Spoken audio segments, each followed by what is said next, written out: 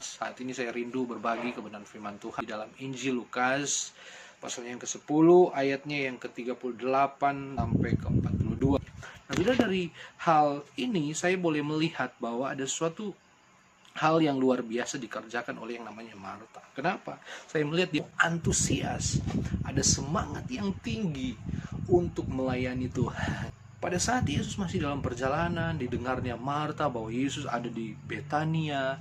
Dia cepat-cepat tinggalkan rumah dan menyambut Yesus. Hingga akhirnya Yesus harus mampir di rumah mereka. Yesus pun mampir di rumah ini karena daya tarik dari seorang Marta yang begitu bersemangat menyambut Yesus. Di tengah-tengah kesibukan di rumah yang dia kerjakan untuk melayani Yesus, melakukan yang terbaik bagi Yesus. Tapi justru di sana Yesus malah berkata kepada Marta, engkau menyusahkan diri dengan banyak perkara, tetapi hanya satu saja yang Maria telah mengambil bagian yang terbaik yang tidak dapat diambil daripadanya. Ada satu hal yang jauh lebih baik dilakukan oleh Maria daripada Marta. Apa yang dikerjakan Maria sehingga itu lebih baik di pemandangan Yesus saat itu? Firman Tuhan berkata bahwa Maria duduk dekat kaki Tuhan dan terus mendengarkan perkataan.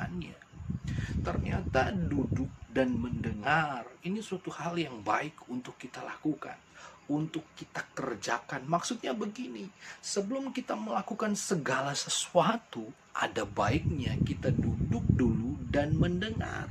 Khususnya kita mendengar apa yang Tuhan katakan.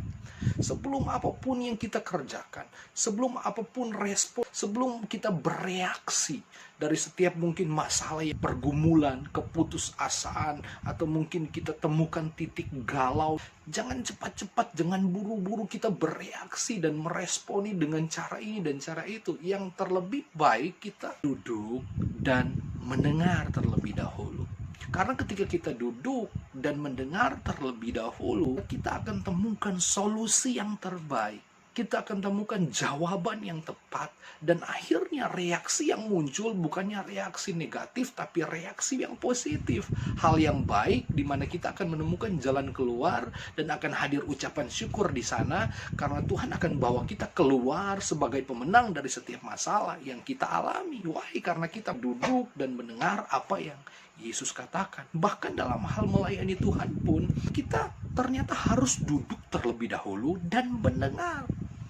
Marta itu sibuk sekali melayani. Ini sosok teladan yang baik sekali dalam hal antusias, semangat dia melayani Tuhan. Saya mau menjadikan dia sebagai teladan saya. Saya mau melayani Tuhan dengan antusias, saya melayani Tuhan dengan semangat. Tapi saya temukan bahwa ternyata tanpa duduk dan mendengar terlebih dahulu daripada siapa yang akan kita layani, itu akan menjadi sia-sia.